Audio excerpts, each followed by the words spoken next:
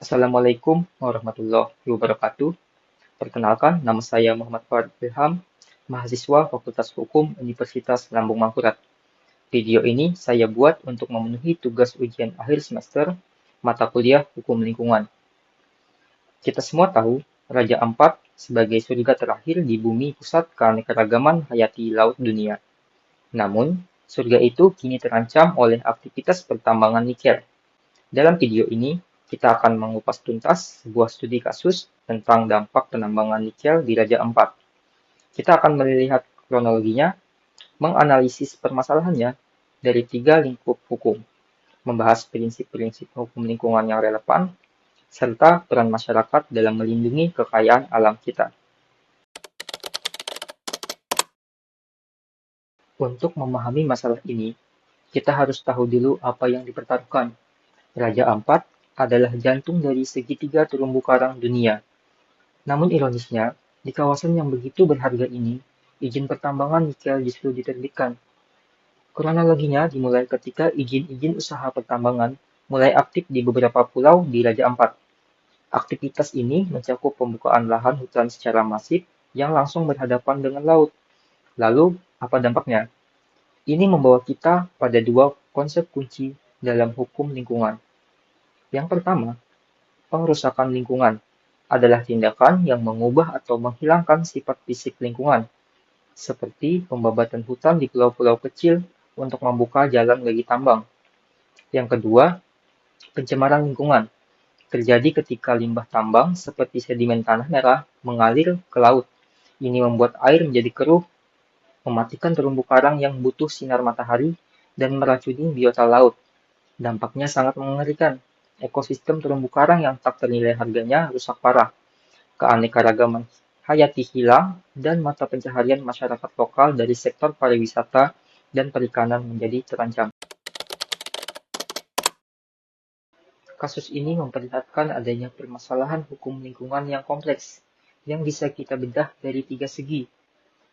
Yang pertama dari segi hukum administrasi. Pertanyaan utamanya adalah, apakah izin yang diberikan sudah sesuai prosedur? Apakah perusahaan memiliki analisis mengenai dampak lingkungan atau AMDAL yang valid? Jika ada pelanggaran, pemerintah seharusnya bisa memberikan sanksi administratif, mulai dari teguran tertulis, paksaan pemerintah, pembekuan izin, hingga pencabutan izin lingkungan. Yang kedua, dari segi hukum perdata, masyarakat yang dirugikan, baik secara individu maupun kelompok, punya hak untuk menggugat.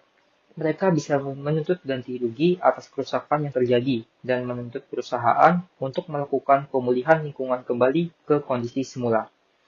Yang ketiga, dari segi hukum pidana, Undang-Undang Nomor 32 Tahun 2009 mengenal adanya tindak pidana lingkungan.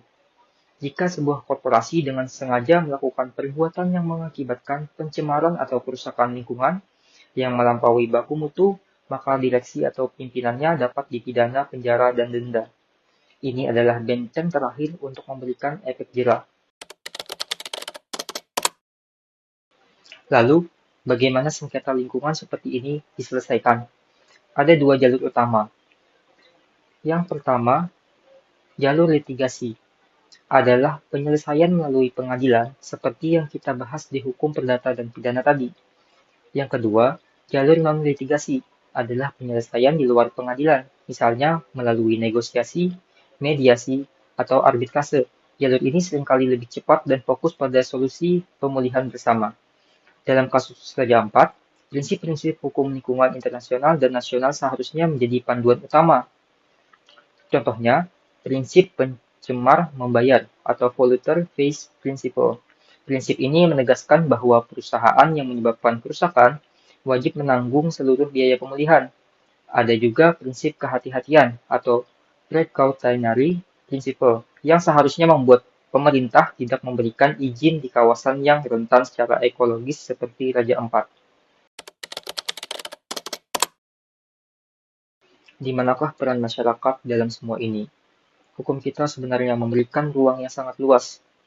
Sejak era Undang-Undang Nomor 4 Tahun 1992 hingga yang terbaru Undang-Undang Nomor 32 Tahun 2009, peran masyarakat terus diperkuat.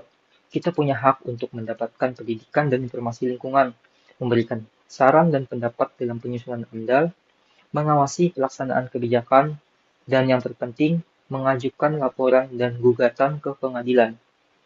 Masyarakat adat Dayak Meratus di Kalimantan ataupun masyarakat lokal di Raja Ampat, mereka adalah garda terdepan. Keterlibatan mereka bukanlah pilihan, melainkan sebuah keharusan yang dijamin oleh Undang-Undang Partisipatif.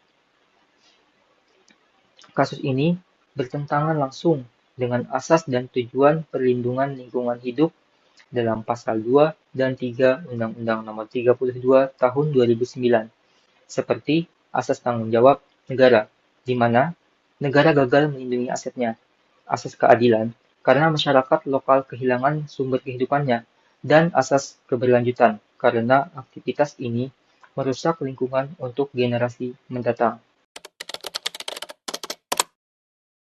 Jadi kesimpulannya, kasus penambangan nikel di Raja Ampat adalah cerminan nyata dari konflik antara eksploitasi ekonomi jangka pendek dan kelestarian lingkungan jangka panjang.